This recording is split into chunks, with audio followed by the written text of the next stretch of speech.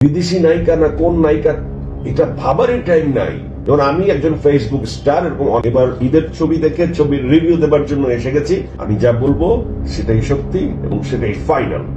আপনারা আমার কথা বিশ্বাস করতে পারেন এবং আশ্বস্ত হতে পারেন। এবার রাজকুমার এবং রাজকুমার মুভির ডিরেক্টর হিমেল আশরাফকে ধুয়ে দিলেন ছোট পর্দার জনপ্রিয় উপস্থাপক শাহরিয়ার আজিম জয়। হ্যাঁ দর্শক, আপনারা হয়তো সকলে জানেন বর্তমান সময়ে রাজকুমার মুভিকে নিয়ে অনেক তোলপাতাল হচ্ছে মিডিয়া পাড়ায়। কিন্তু দর্শক, হঠাৎ করেই শাহরিয়ার নাজিম জয় তার একটি লাইভ ভিডিওর মধ্যে রাজকুমার মুভি এবং রাজকুমার মুভির ডিরেক্টর নিয়ে অনেক মন্তব্য করেছেন। যেই মন্তব্যগুলো সারা মিডিয়া পাড়ায় অনেক বেশি আলোড়ন সৃষ্টি করেছে। সো দর্শক, কি ছিল সেই লাইভ ভিডিওর মধ্যে, চলেন সেই ভিডিওটি দেখার চেষ্টা করি। আমি একটি ছবিকে নিয়ে খুব দ্বিধা দ্বন্দ্বে ছিলাম। আমি কিন্তু শাকিব খান হেটার্স না, আমি সত্য কথা বলি। আমি চাই দেশে শাকিব খান ছাড়াও আরো নায়ক তৈরি হোক, নায়িকা তৈরি হোক। তো আমার কিন্তু এই রাজকুমার নিয়ে এক্সপেকটেশন ছিল এবার একটু বিলো। আমার কাছে মনে হয়েছে যে না, প্রিয়তমার মতো রাজকুমার হিট হবে না, প্রিয়তমার গানের মতো রাজকুমারের গান মনে হয়নি। বাট ছবিটা দেখার পরে এবং ছবি নিয়ে অ্যানালাইসিস করার পরে আমার কাছে কিছু বিষয় খুব ক্লিয়ার হয়ে গেছে। আমি সেই ক্লিয়ার বিষয়গুলো আপনাদের সামনে বলতে চাই। মানুষের ধারণা কিন্তু পরিবর্তন হয়, আমরা কেউই চিরজ্ঞানী মহাজ্ঞানী না, আমরা প্রতিনিয়তই আমাদের ধারণার পরিবর্তনের মধ্যে দিয়ে বাঁচি। এই প্রিয়তমার পর রাজকুমারটা আসলে কি? আমি প্রথমে হিমেল আশরাফকে একটু বলবো যে হিমেল আশরাফ দারুণ একজন নির্মাতা। হিমেল আশরাফ খুব বুদ্ধিমান এবং জ্ঞানী নির্মাতা। আজকে যদি দিলীপ বিশ্বাস বেঁচে থাকতেন, আজকে যদি কামাল আহমেদ বেঁচে থাকতেন, আজকে যদি গাজী মাজহারুল আনোয়ার বেঁচে থাকতেন, যারা চলচ্চিত্রের লিজেন্ড, আজকে যদি সাইফুল আজম কাশেম বেঁচে থাকতেন, আজকে যেই ছবিটা বানাতেন সেই ছবিটার নামই রাজকুমার। বাংলাদেশকে এত সুন্দরভাবে দেখানো, এত সুন্দর ফটোগ্রাফি, আমাদের দেশ। আমি তো প্রথমে মনে করেছিলাম এটা আমেরিকায় চিত্রায়িত একটি ছবি। আমি তো ভেবেছিলাম যে এখানে এই দেশ নাই, এখানে আমেরিকাতে। তো আমেরিকাতে একটা ছবি করলে এটা আসলে বিদেশে চিত্রায়িত ছবি, এটা নিয়ে কনফিউশন থাকে। কিন্তু এটা তো বাংলাদেশের ছবি।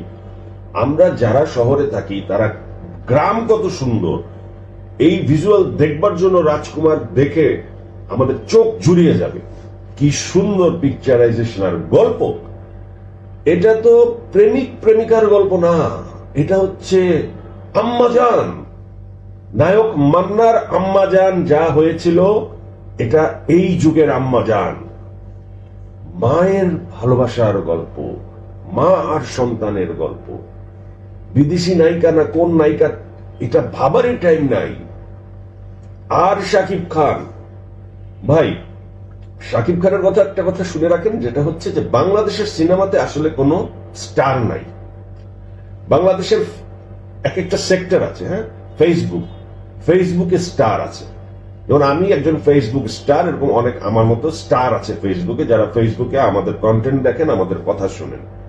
টেলিভিশনে অনেক স্টার আছে, কেমন ইউটিউবের স্টার, তারা নাটক দিলেই তাদের কন্টেন্ট ইউটিউবে রিলিজ পেলেই ইউটিউবে হিট হয়ে যায়, মিলিয়ন মিলিয়ন ভিউজ হয় এটা নাটকে।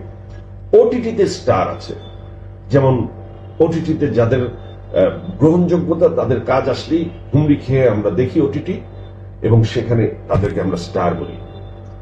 ফিল্ম কোন স্টার নেই বাংলাদেশের মধ্যে। ফিল্মে আছে এখন মেগা স্টার, সুপারস্টার না, মেগা স্টার শাকিব খান। কেন জানেন কথাটা বললাম? যে এই হিরোর যে ফ্যান, এই হিরোকে যে ভালোবাসে মানুষজন, এটা হলে না গেলে বোঝা যায় না। এবং এই হিরো এক্সপেরিয়েন্সড হতে হতে বাংলাদেশের সিনেমার এখন একমাত্র হিরোতে পরিণত হয়েছে, যে সিনেমার প্রতিটি ইঞ্চি ইঞ্চি ইঞ্চি ইঞ্চি দর্শকের সাথে কানেক্ট করে অভিনয় করে। তার প্রতিটি লুক, তার প্রতিটি ডায়লগ ডেলিভারি, তার প্রতিটি ইমোশন দর্শকের সাথে কানেক্টেড। এবং তাকে নিয়ে যে সিনেমা বানায় এই হিমেল আশরাফ, সে দর্শকের পালস বুঝে। শুধু সাকিবিয়ান না, দর্শক প্রতিটি জায়গায় কমিউনিকেট করতে পারে এমন একজন নির্মাতা হিমেল আশরাফ। এমন একটি গল্প সেট করেছে, মা ছেলের গল্প। গল্পটা কোনো অ্যাকশন, কোনো সাসপেন্স, কোনো রহস্য কিছু না।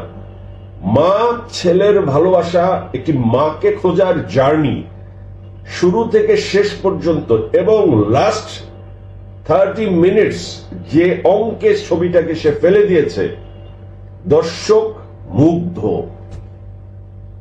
এবং একটি কথা বলি যে আমাদের মালেক আফসারী ভাইয়ের একটি ছবি ছিল, শুরুতে উনি যেই ছবি করে সুপার ডুপার হিট তকমা পেয়েছিল, সেই ছবিটির নাম ছিল ধনী গরিব।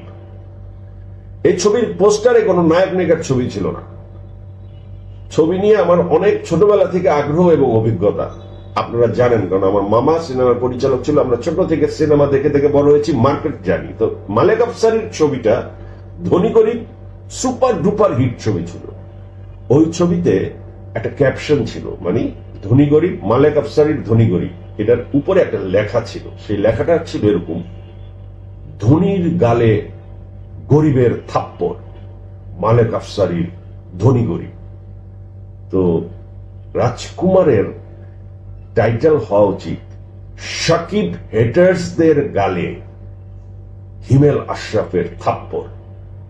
আসলেই থাপ্পড়। যারা শাকিব খানের হেটার্স তারা এবার রাজকুমার দেখে থাপ্পড় খেয়ে গেছে। এটা একদম মন থেকে একটা কথা বললাম। রাজকুমার দ্য বেস্ট কমার্শিয়াল ছবি, যে ঈদে এবারে শাকিব খান বুঝিয়ে দিয়েছে যে ছবি, হিমেল আশরাফ বুঝিয়ে দিয়েছে যে ছবি ঈদের ছবি, ঈদ, হল দর্শক, কমার্শিয়ালি হিট, বিজনেস, এটার যে অভিজ্ঞতা, এটার যে ম্যাচুরিটি, এই সমস্ত কিছু তাদের প্যাকেজের মধ্যে পড়ে গেছে। হিমেল আশরাফ, শাকিব খান, আরশাদ আদনান, এই তিনজনের সুপার জয় হয়ে গেছে। ঠেকায় রাখার কোনো রাস্তা নাই ভাই। সিনেমা বানাতে হলে ভবিষ্যতে ব্যবসা বুঝতে হবে সিনেমার, সেই হ্যাডাম থাকতে হবে এবং দর্শকের পাস বুঝতে হবে। দর্শক এত কিছু চায় না, দর্শকের এত ভাববার টাইম নাই। মোবাইলে সব দেখে ফেলে। মোবাইল স্টারদের দারুণ দাম, কারণ মোবাইলে তাদের কন্টেন্টের মাধ্যমে দর্শক সব দেখে ফেলে এবং মোবাইলে সবকিছু চলে আসে। মোবাইলের চেয়ে বড় ইন্ডাস্ট্রি সিনেমা হলও না। তো সিনেমা হলে আপনি ব্যবসা করে আসবেন, আপনি শাকিব খান না, কিংবা আপনি হিমেল আশরাফ না, কিংবা আপনি আরশাদ আদনানের মতো প্রডিউসার না, তাহলে ঝামেলা আছে আপনার জন্য, যে কারো জন্যই। তবে রায়হান রাফি একটা ম্যাজিকের নাম, তার তুফান আসতেছে। আমরা আশা করি যে তুফানে আমরা অনেক ধামাকা পাবো। আর একটি কথা, আমি কিন্তু ওমর সম্পর্কে কোনো কথা বললাম না। ওমর নিয়ে আরেকদিন আমার একটা এক্সক্লুসিভ কন্টেন্ট থাকবে। আমি এখনই ওমর নিয়ে কোনো কথা বলতে চাই না, কারণ এই প্রজেক্টটা নিয়ে আমি অনেক পজিটিভ কথা বলেছি। আমি একটু সময় নিচ্ছি এই প্রজেক্টটা নিয়ে কথা বলতে। থ্যাংক ইউ ভেরি মাচ, সবাই ভালো থাকবেন। দর্শক, আপনারা শুনতে পারলেন যে শাহরিয়ার নাজিম জয় রাজকুমার মুভি এবং রাজকুমার মুভির ডিরেক্টর হিমেল আশরাফকে নিয়ে অদ্ভুত সব তথ্য দিলেন এবং কিছু বলার চেষ্টা করেছেন। তো দর্শক, আপনারা হয়তো সকলেই জানেন বর্তমান সময়ে রাজকুমার মুভি নিয়ে অনেক বেশি আলোড়ন সৃষ্টি হচ্ছে, কারণ রাজকুমার মুভিটা সাকিব খানের একটি অন্যতম মুভি। আর যেই মুভিতে আসলে নায়িকা হিসেবে নেওয়া হয়েছে বিদেশি এক নায়িকাকে। কিন্তু দর্শক, আসলে এত টাকা ব্যয় করে একটি মুভি তৈরি করা হয়েছে এবং বিদেশ থেকে নায়িকা এনেও একটি মুভি তৈরি করার পর যেই মুভিটা আসলে দর্শকদের ভালো লাগেনি বা দর্শকদের রিভিউগুলো ততটাও ভালো ছিল না। দর্শক, মুভিটা সম্পর্কে যে কোনো রকমের মন্তব্য করতে পারেন কমেন্ট বক্সে। আপনারা দেখা হবে নতুন কোনো ভিডিওতে, নতুন কোনো টপিক নিয়ে। আল্লাহ হাফেজ।